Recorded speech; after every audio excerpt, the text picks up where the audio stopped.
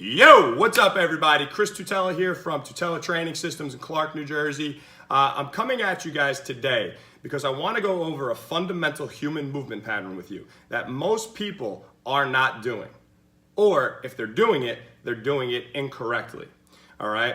This is a movement that if you do avoid it, it's going to eventually lead to injury, and it's going to lead to just overall weakness in general. So it's critical, and it's something that we all need to address to help you get out of pain and help you prevent injury. All right, and that movement pattern is what we call the hip hinge.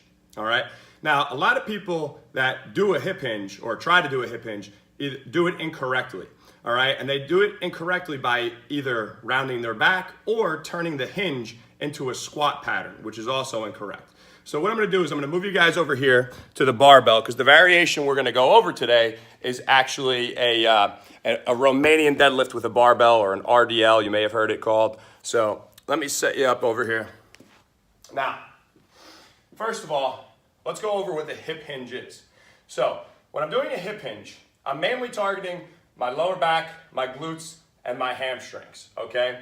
So when you do a hip hinge improperly, you're actually taking that musculature out of the equation and you turn it into a squat, because most people, when they do a hip hinge, they're doing this and they're kind of squatting. So they're trying to either do a deadlift variation or just a general hinge variation, and they're turning that pattern into a squat. Okay, so they're not targeting the areas that the exercise is designed for, right? Or the movement's designed for, I should say.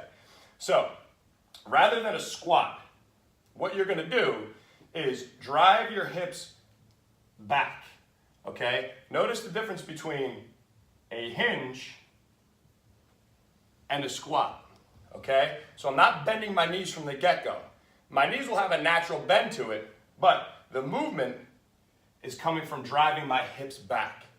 And like I said, I'm going to show you this exercise by using a barbell today, which is a Romanian deadlift, or an RDL, right? So when I do an RDL, the first thing I want to do is I want to set my grip by placing the tips of my thumbs on the line between the smooth and rough part of the bar, right on the edge of the knurling. So I'm going to squeeze the bar tight, okay? And that's key, guys. The first thing you want to do in any exercise really is create a really crushing grip. So I'm going to squeeze that bar as tight as I can. Now, I also want to make sure that I engage my lats. I want to pull my shoulders back so now my lats are engaged. If my lats are not engaged and I have a lot of weight in the bar, as soon as I hinge, I'm going to start to get pulled forward. And if I get pulled forward, I'm going to end up rounding my back, which is putting my spine in a really vulnerable position. So I want to be sure to pull those shoulder blades back, flex my lats tight so I can stay in position. So I set my grip, squeeze the bar tight, unrack it, take a step back. Now my feet are actually going to be inside shoulder width here, so it's a slightly more narrow stance than if you were doing a squat for most people.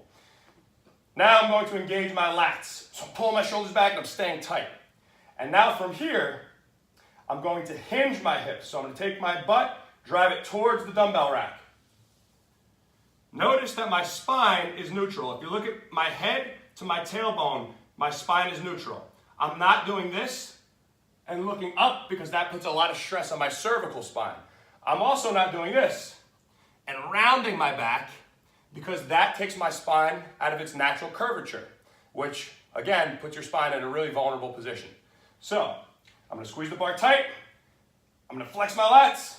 I'm going to take a deep breath, support my spine with air, hinge my hips, bring the hips through, and I'm going to squeeze my glutes, my butt cheeks, squeeze them up top. Deep breath, hinge, hips come through, squeeze my glutes.